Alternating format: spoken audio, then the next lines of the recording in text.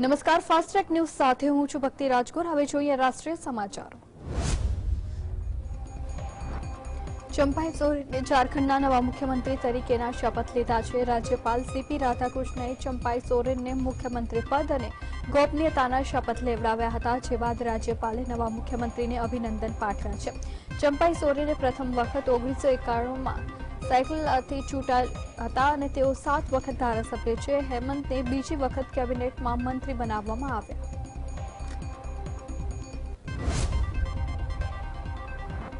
પોતાની બોલ્ડનેસ અને વિવાદો માટે જાણીતી અભિનેત્રી પૂનમ પાંડેનું નિધન થયું છે। 32 વર્ષીય પૂનમ પાંડે સર્વાઇકલ કેન્સરથી પીડિત હતી। પોતાના બોલ્ડનેસ અને વિવાદો માટે જાણીતી અભિનેત્રી પૂનમ પાંડેનું અચાનક નિધનના પગલે તેમના ચાહક વર્ગમાં શોક લાગ્યો છે। પૂનમ પાંડેના મોતની પુષ્ટિ તેના મેનેજર દ્વારા કરવામાં આવી હતી। પૂનમ પાંડેના ઓફિશિયલ ઇન્સ્ટાગ્રામ એકાઉન્ટ ઉપર પણ એક પોસ્ટ શેર કરવામાં આવી હતી।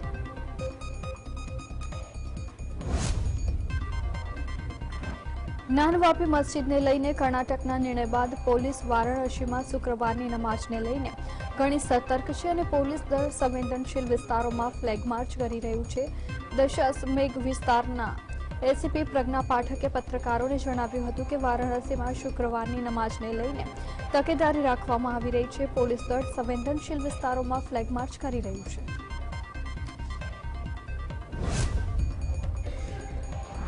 હાલના દિવસોમાં ઉત્તર ભારતના રાજ્યોમાં વરસાદ અને હિમવર્ષાની ગતિવિધિઓ જોવા મળી રહી છે। હિમાચલ પ્રદેશથી લઈને જમ્મુ કાશ્મીર સુધી હિમવર્ષા ચાલુ છે। તે જ સમયે નવી દિલ્હીમાં ગુરુવારે વરસાદી ગતિવિધિઓ જોવા મળી રહી હતી। હવામાન વિભાગના જણાવ્યા અનુસાર 5 ફેબ્રુઆરી સુધી હવામાનની પેટર્ન એવી જ રહેશે, જો કે મેદાની વિસ્તારોમાં 3 ફેબ્રુઆરીએ વરસાદથી રાહત મળી શકે છે। હવામાન વિભાગના જણાવ્યા અનુસાર દેશની રાજધાની નવી દિલ્હીમાં લઘુત્તમ તાપમાન 9 ડિગ્રી અને મહત્તમ તાપમાન 20 ડિગ્રી નોંધવામાં આવી શકે છે।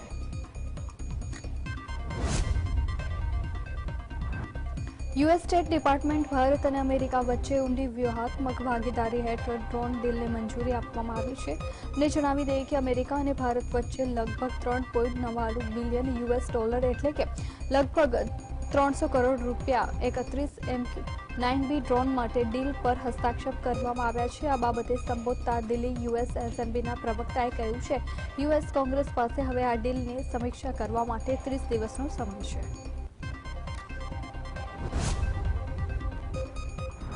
ચંદીગઢની મેયર ચૂંટણીના પરિણામો સામે આવી રહ્યા છે અને પાર્ટી દિલ્હીમાં વિરોધ પ્રદર્શન કરી રહી છે। જોકે આ પહેલા પણ દિલ્હી પોલીસે આ પ્રદર્શનને રોકવા માટે વિવિધ સ્થળો પર બેરિકેડ લગાવી દીધા હતા। આ સાથે જ પંજાબ અને હરિયાણાથી વિરોધ પ્રદર્શનમાં સામેલ થવામાં આવી રહેલા આપ કાર્યકર્તાઓએ પોલીસે સીધું અને ટીકર બોર્ડર ઉપર અટકાવ્યા હતા। દિલ્હી પોલીસે કહ્યું છે કે તેણે સીધું બોર્ડર ઉપર આપના 25 કાર્યકર્તાઓની અટકાયત કરી છે।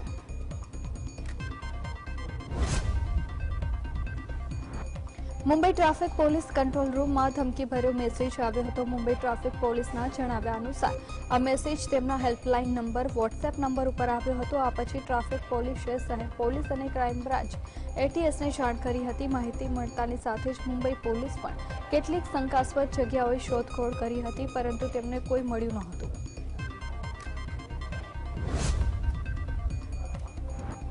દિલ્હીના મુખ્યમંત્રી અરવિંદ કેજરીવાલે દારૂ કૌભાંડ કેસમાં આજે પૂછપરછ માટે બોલાવવામાં આવ્યા હતા, પરંતુ આજે પણ દિલ્હીના મુખ્યમંત્રી અરવિંદ કેજરીવાલ ઈડી સમક્ષ હાજર થયા નહીં અને આ 5મી વાર હશે જ્યારે કેજરીવાલે ઈડીના સમન્સને અવગણી રહ્યા હોય। આ અંગે આમ આદમી પાર્ટી તરફથી એક નિવેદન જારી કરવામાં આવ્યું છે, જેમાં કહેવામાં આવ્યું છે કે ઈડી દ્વારા મોકલવામાં આવેલું સમન્સ ગેરકાયદેસર અને બેજવાબદારી ભર્યું છે।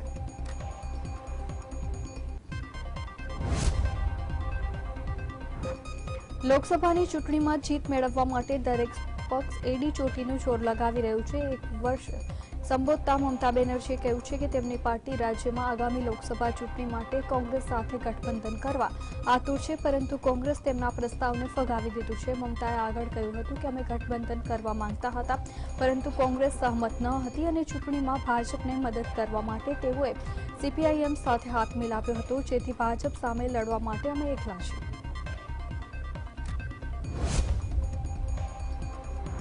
કોંગ્રેસના મહાસચિવ જયરામ રમેશે પશ્ચિમ બંગાળના સીએમ મમતા બેનર્જીના નિવેદન ઉપર કહ્યું હતું કે ઇન્ડિયા ગઠબંધનમાં કોંગ્રેસ, તૃણમૂલ અને CPIM મળીને કુલ 27 પક્ષો છે અને દિલ્હીમાં ઇન્ડિયા ગઠબંધનની સરકાર જ બનશે. બંગાળમાં ભાજપની 18 બેઠકોને 0 સુધી ઘટાડી અને મમતા બેનર્જીએ પ્રાથમિકતા છે. આ અમારો ઉદ્દેશ્ય છે. TMC ઇન્ડિયા ગઠબંધનમાં સામેલ છે અને આજુબાજુથી વાતચીત સમાપ્ત થઈ નથી.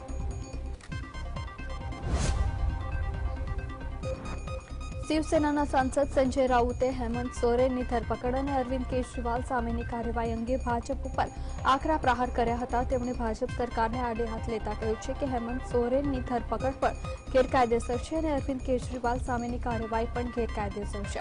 રાઉતે કહ્યું છે કે EVM અને ED છે તો મોદી અને BJP છે અને આ સમગ્ર દેશને ખબર છે કે મહારાષ્ટ્ર હોય, બિહાર હોય, દિલ્હી હોય કે ઝારખંડ હોય, જે પણ ભાજપ સાથે નથી તેના ઉપર EDના દરોડા પડશે. ઝારખંડના પૂર્વ મુખ્યમંત્રી હેમંત સોરેનને સુપ્રીમ કોર્ટ તરફથી મોટો ઝટકો લાગ્યો છે. કોર્ટે ધરપકડ સામે સોરેનની અરજી ઉપર સુનાવણી કરવાનો ઇનકાર કરી દીધો છે. સુપ્રીમ કોર્ટે તેમને કહ્યું છે કે તમારે પહેલા હાઈકોર્ટમાં જવું જોઈતું હતું અને કોર્ટે કહ્યું કે જો અમે એક વ્યક્તિને પરવાનગી આપી તો બધાએ આપવી પડશે. તપાસ એજન્સીએ 31 જાન્યુઆરી રાત્રે સોરેનની ધરપકડ કરી હતી.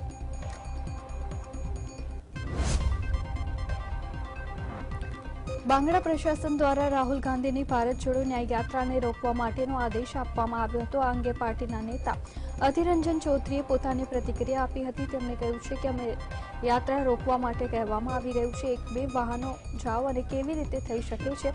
હું પ્રશાસનને કહીશ કે રાહુલ ગાંધીને બંગાળ મોકલવામાં આવે.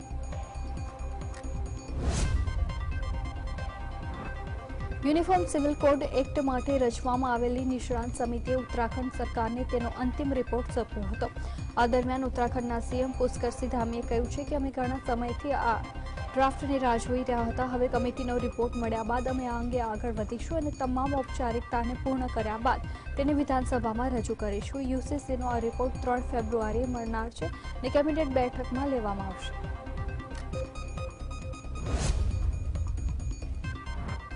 રાજ્યની મોટાભાગની વસ્તી હાલ 18 થી 60 વર્ષના વય જૂથમાં હોય છે અને આ વર્ગને અસરકારક રીતે રોજગારી આપવામાં આવે તો રાજ્યને ડેમોગ્રાફિક ડિવિડન્ડ લાભ મળે તેમ છે. છેલ્લા 2 દશકામાં ઝડપથી વિકાસના પગલે વિકાસની ક્ષિતિજો ખોલતા રાજ્યમાં રોજગારીની વિપુલ તકો સર્જા છે. રોજગારીની આ તકોનો લાભ લેવા શિક્ષણ અને કૌશલ્ય વર્ધન દ્વારા યુવાનોને સુસજ્જ કરવામાં આવશે.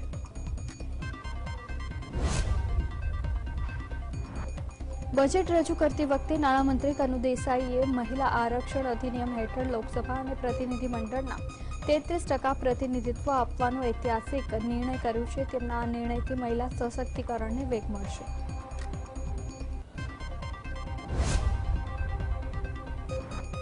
નાણાપ્રધાને કહ્યું કે વિકસિત ગુજરાત 2047 સંકલ્પ કિશોરીઓની ભૂમિકા મહત્વની છે. ભવિષ્યની માતૃશક્તિના સ્વરૂપમાં સ્વસ્થ અને શિક્ષિત સમાજના નિર્માણમાં તેઓનું યોગદાન અમૂલ્ય છે. તેમના પોષણ, આરોગ્ય અને શિક્ષણને પ્રોત્સાહન આપવા હું નમો લક્ષ્ય યોજનાની જાહેરાત કરું છું. સરકારી અનુદાન અને ખાનગી માધ્યમિક અને ઉચ્ચ માધ્યમિક શાળાઓમાં અભ્યાસ કરનાર પાત્રતા ધરાવતી અંદાજે 10 લાખ વિદ્યાર્થીઓને ધોરણ 9 અને 10 માટે વાર્ષિક 10,000 રૂપિયા તેમજ 11 અને 12 માટે વાર્ષિક 15,000 રૂપિયા સહાય આપવામાં આવશે.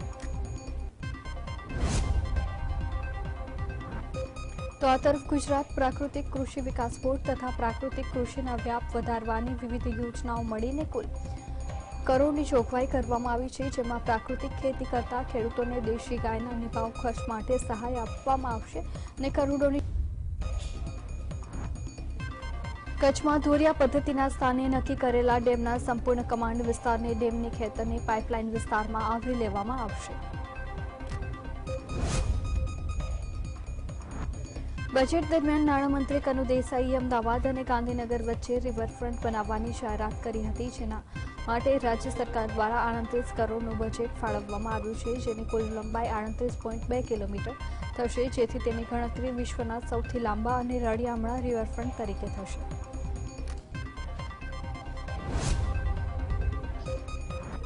ગુજરાતના બજેટમાં આગામી દિવસોમાં ઇમરજન્સી માટે એક જ નંબર રાખવાની જાહેરાત કરવામાં આવી છે. 112 નંબર ઉપરથી પોલીસ, ફાયર બ્રિગેડ તથા અન્ય ઇમરજન્સી સેવાઓ ઉપલબ્ધ કરાવવામાં આવશે. આ સાથે જ જનરક્ષક યોજનાની જાહેરાત કરવામાં આવી છે. યોજના હેઠળ 1,100 જનરક્ષક વાહનોનું માળખું ગોઠવાશે.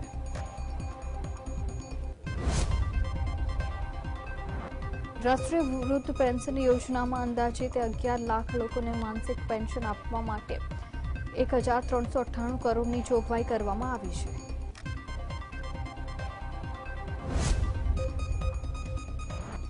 પીએમ યશસ્વી શિષ્યવૃત્તિ યોજના હેઠળ 10 લાખ વિદ્યાર્થીઓ માટે 504 કરોડ રૂપિયાની જોગવાઈ કરવામાં આવી છે.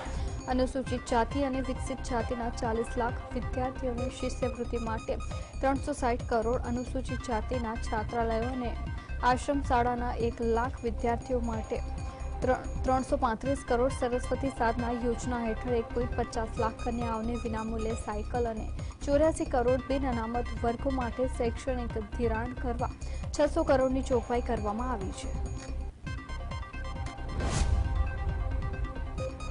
પ્રધાનમંત્રી આવાસ યોજના ગ્રામીણ માટે 751 કરોડની જોગવાઈ છે. વડાપ્રધાન કૃષિ સિંચાઈ યોજના માટે 255 કરોડની જોગવાઈ છે. મુખ્યમંત્રી ગ્રામ સડક યોજના માટે 5000 કરોડની જોગવાઈ તથા જૂના પુલના બાંધકામ સમારકામ માટે 270 કરોડની જોગવાઈ કરાઈ છે.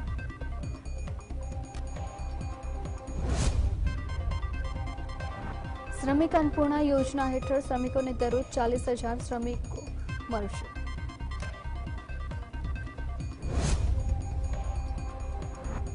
પ્રાથમિક સારવાર પહોંચાડવા માટે નવા 50 જેટલા ધન્વંતરી રથ દોડાવવામાં આવશે અને ₹59 કરોડની જાહેરાત તેના માટે આ બજેટમાં કરવામાં આવી છે.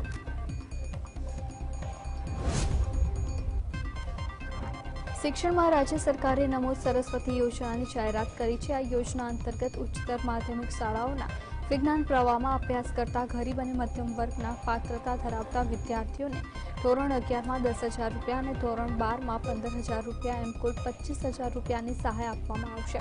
આ યોજના આગામી 5 વર્ષમાં વિજ્ઞાન પ્રવાહમાં વિદ્યાર્થીઓની સંખ્યા અંદાજે વાર્ષિક 2 લાખથી વધુ 5 લાખ થવાની ધારણા છે. આ યોજના માટે આવતા અંદાજો ₹400 કરોડનો ખર્ચ થશે.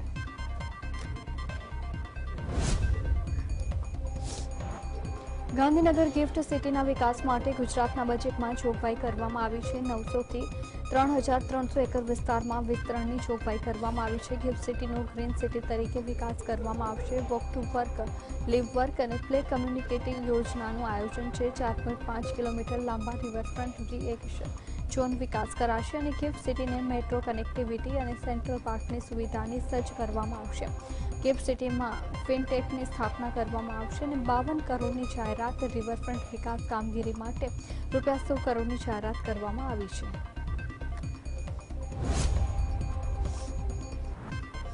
રાજ્યમાં આરોગ્ય સુવિધા વધારવા અંતર્ગત એમ્બ્યુલન્સ સુવિધા વધુ સુદૃઢ બનાવવા માટે 319 નવી એમ્બ્યુલન્સ ખરીદવામાં આવશે, જેને અંતર્ગત 76 કરોડ રૂપિયાની ફાળવણી કરવામાં આવી છે. આ ઉપરાંત અમદાવાદ અને સુરત જિલ્લામાં અદ્યતન હોસ્પિટલ બનશે, જે અંતર્ગત અમદાવાદ, બાવળા અને સુરતના કામરેજ નજીક 300 બોટ જિલ્લા કક્ષાએ હોસ્પિટલ બનશે.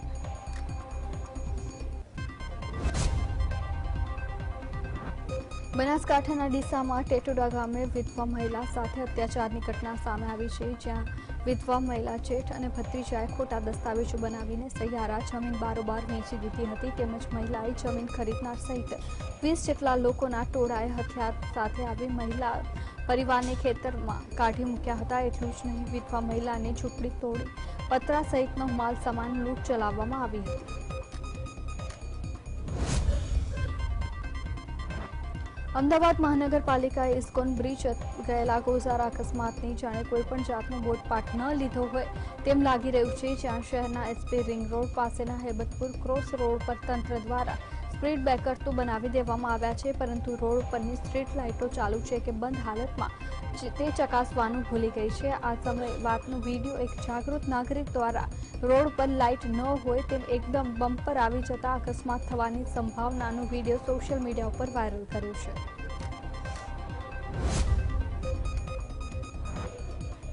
રાજ્યમાં બદલીની મોસમ યથાવત જોવા મળી રહી છે, જ્યાં હવે 14 IAS અધિકારીની બદલીના આદેશ આપવામાં આવ્યા છે.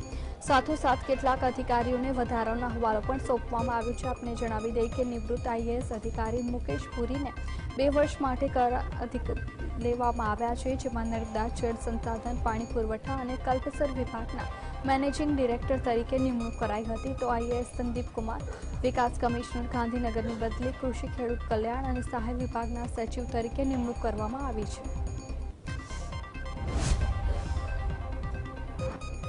યુએસએ નોન ઇમિગ્રન્ટ વિઝાની વિવિધ શ્રેણીઓમાં ભારે ફી વધારાની જાહેરાત કરી છે. તેમાં ભારતીયોએ લોકપ્રિય H-1B, EB-5 અને L-1 વિઝાનો સમાવેશ થાય છે. ફી વધારો 1 એપ્રિલથી લાગુ થશે અને બુધવારે જારી કરાયેલા ફેડ નોટિફિકેશન મુજબ H-1B વિઝા એપ્લિકેશન હવે $460 બદલે $780 ખર્ચ થશે. એ જ રીતે H-1B નોંધણી ફી $10 થી વધારીને $215 કરવામાં આવી છે, પરંતુ આ 2025માં લાગુ થશે. એ જ રીતે L-1 વિઝા ફી $460 થી વધારીને $1385 કરવામાં આવી છે. આ સાથે જ રોકાણકારો વિઝા તરીકે ઓળખાતા EB-5 માટેની ફી $3675 થી વધારીને $11160 કરવામાં આવી છે. જૂનાગઢના કેશોદમાં ટ્યુશન ક્લાસ ચાલક શિક્ષક ઉપર પોસ્કો એક્ટ હેઠળ કેસ દાખલ થયો છે. આ શિક્ષકે સગીરા સાથે અડપલા કર્યાના આક્ષેપ લાગ્યા છે. કૃષ્ણા ઓઝા નામના શિક્ષક ટ્યુશન ક્લાસીસ ચલાવતો હતો. ટ્યુશન ક્લાસનો સમય પૂર્ણ થયા બાદ અન્ય બાળકોને રજા આપી દેતો હતો, જ્યારે સગીરને રોકીને અડપલા કરતો હતો. સમગ્ર ઘટનાની સગીરાએ પરિવારને જાણ કરતા પરિવાર પોલીસ ફરિયાદ નોંધાવી હતી. પોલીસે શિક્ષક વિરુદ્ધ પોસ્કો સહિત કલમો હેઠળ ફરિયાદ નોંધી વધુ તપાસ હાથ ધરી છે.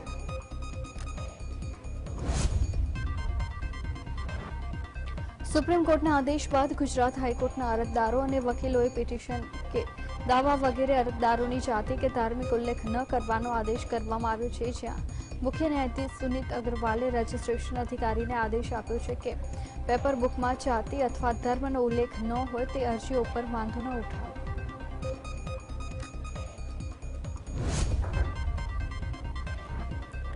સુરત શહેરના પાંડેસરા વિસ્તારમાં એક યુવકની હત્યા કરી દેવામાં આવી હતી. જ્યાં યુવક રાત્રે કામ ઉપર જવા માટે નીકળ્યો હતો, ત્યારે અજાણ્યા શખ્સોએ યુવક ઉપર પથ્થર મારીને હત્યા કરી નાખી હતી. તો હાલ પાંડેસરા પોલીસે વધુ તપાસ હાથ ધરી છે.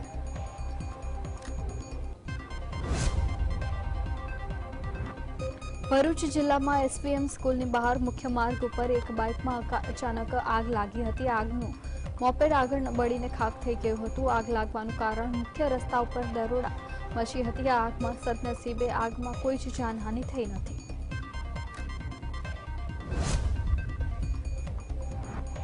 સુરતના પાંડેસરા વિસ્તારમાં આગની ઘટના સામે આવી હતી. જ્યાં કોરાજીવાડામાં કેમિકલના ગોડાઉનમાં આગ લાગી હતી. તો આગ લાગતા કારીગરોમાં દોડધામ મચી ગઈ હતી. હાયરની ટીમે આગ ઉપર કાબુ મેળવવા માટે તજવીજ હાથ ધરી હતી. જોકે આગ લાગવાનું કારણ અકબંધ છે.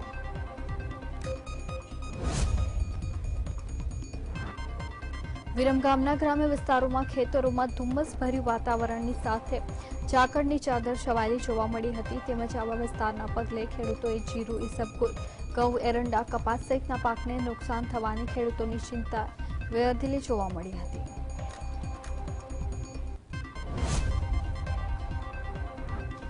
મોરબીના હળવદમાં ઠંડીના ચમકારા સાથે ગાઢ ધુમ્મસભર્યું વાતાવરણ જોવા મળ્યું હતું. ગાઢ ધુમ્મસના પગલે વિઝિબિલિટી ડાઉન થતા વાહન ચાલકોએ હાલાકી વેઠવી પડી હતી. વાહન ચાલકોએ હેડલાઇટ ચાલુ રાખીને વાહન ચલાવતા જોવા મળ્યા હતા. ગાઢ ધુમ્મસ ઝાકળના પગલે જીરા સહિતના પાકને નુકસાન થવાની ખેડૂતોમાં ચિંતા જોવા મળી.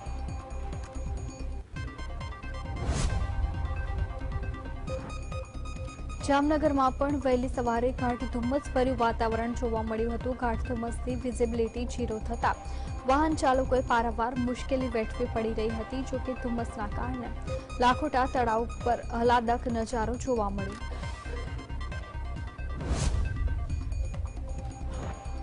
મા ધામ શક્તિપીઠ અંબાજીમાં આ વખતે 5 દિવસનો પરિક્રમા મહોત્સવ યોજાશે. આગામી 12 થી 16 ફેબ્રુઆરી દરમિયાન પરિક્રમા મહોત્સવનું આયોજન કરવામાં આવ્યું છે. અગાઉ 3 દિવસનો રહેતો આ મહોત્સવ આ વખતે 5 દિવસનો કરવામાં આવ્યો છે.